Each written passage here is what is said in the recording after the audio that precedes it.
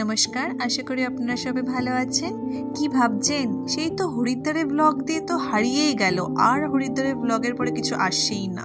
না না না না, চলুন আবার আপনাদের নিয়ে যাই সেই হরিদ্বারে। দিনটা ছিল 9th of সেপ্টেম্বর।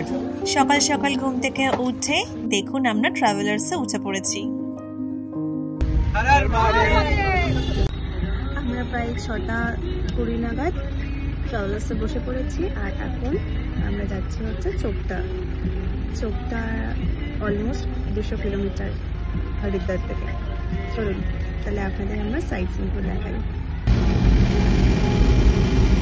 এইটাই কিন্তু আসল গঙ্গা। দেখুন কি স্রোত, জলের স্রোত কমানোর জন্যই কিন্তু দুদিকে ডাইভার্ট করে দেওয়া হয়েছে। এইটা হচ্ছে টাইগার রিজার্ভ ফরেস্ট। আমরা কিন্তু টাইগার রিজার্ভ ফরেস্টের মধ্যে দিয়ে যাচ্ছি। দুপাশে ফরেস্ট আর মিডলে হচ্ছে রাস্তা। আমরা এখন এখানে চা খেতে নেমেছি রাওয়াত ফ্যামিলি ধাবাতে, আর এটা আমাদের ট্রাভেলার্স। আজকে ব্রেকফাস্ট হচ্ছে ম্যাগি আর চা, আর এই ম্যাগিটা কস্টিং হচ্ছে অনলি 60 রুপিস।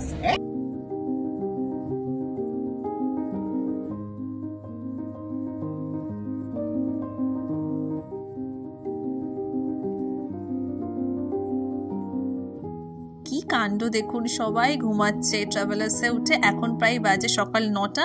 আমি মনে হয় শুধু জেগেছিলাম, আর সবাই ঘুমাচ্ছে। এখন বাজে ঘড়িতে 10:08, আর আমরা এখন আছি ঠিক দেবপ্রয়াগ থেকে 8 কিলোমিটার দূরে। হরিদ্বারের থেকে যখন বেরিয়েছিলাম আর এখন এত দূরে আসার পরে কিন্তু ওয়েদারটা একটু চেঞ্জ হয়েছে, ফিল করতে পারছি। হরিদ্বারে কিন্তু যেমন কলকাতা যেমন গরম ছিল ঠিক সেরকমই ছিল। রাত্রিবেলা একটু হাওয়া দিচ্ছিল, যেহেতু আমরা গঙ্গার ঘাটের পাশেই একদম লজে ছিলাম। আর এখন কিন্তু আস্তে আস্তে ঠান্ডা হাওয়াটা ফিল করতে পারছি। মানে সোয়েটার পরার মতো নয়, কিন্তু হালকা হালকা হাওয়া আছে।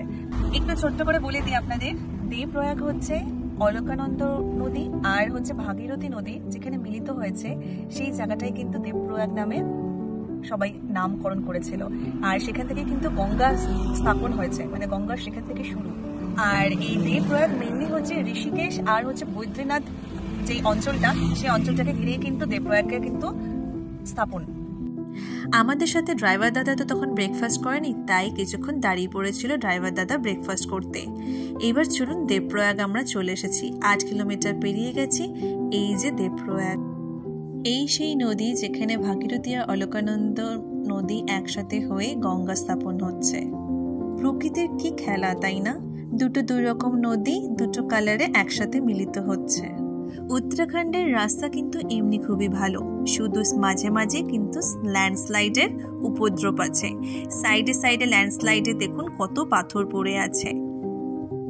পুরো রাস্তাতে কিন্তু বেশিরভাগ সময় ভাগীরথী আমাদের সাথে সাথে সাথ দিয়েছে, মানে পুরো রাস্তাতেই ভাগীরথী আমাদের সাথেই চলেছে প্রায়। দেবপ্রয়াগ থেকে চোপতা ভ্যালি হচ্ছে 88.5 কিলোমিটার। এই জায়গাতে নাকি কিছুদিন আগেই নাকি ল্যান্ডস্লাইড হয়েছে, খুব বড় সড়ো। দেখেই মনে হচ্ছে এখনো বোল্ডার্স গুলো সরায়নি ওরা। দেবপ্রয়াগ থেকে মাত্র 47.2 কিলোমিটার গেলেই কিন্তু ধারী দেবী টেম্পল। ধারী দেবী মাকে উত্তরাখণ্ডের অভিভাবক হিসেবেই সবাই দেখে, আর 4 ধামের রক্ষক হিসেবে তাকে সম্মানিত করা হয়। আমাদের ড্রাইভার দাদা বলল যে এটা হচ্ছে শিবের পত্নীর মন্দির। বাবাকে দর্শন করার আগে মাকেও কিন্তু একবার দর্শন করে নিলাম। আচ্ছা, আপনাদের তো আমি জিজ্ঞাসা করতে ভুলে গেলাম যে আমার আগের হরিদ্বারের ব্লগটা আপনারা দেখেছেন তো? যদি এখনো না দেখে থাকেন অবশ্যই দেখে নিন হরিদ্বারের ব্লগটা। আমরা হরিদ্বারে কোথায় ছিলাম, কি করলাম, কি খেলাম, সব কিন্তু আমি আমার আগের ব্লগে কিন্তু সবকিছু বলেছি আর দেখিয়েওছি। আশা করি আপনাদের ভালো লাগবে। মহাদেবের কাছে পৌঁছাতে আর কিছুটা সময় বাকি আছে, সেই সময়টা কিন্তু আপনাদের সাথে শেয়ার করব আমি আমার নেক্সট ব্লগে। তাহলে এখন আসি, আপনাদের জন্য কিন্তু নেক্সট ব্লগে অনেক কিছু ওয়েট করছে।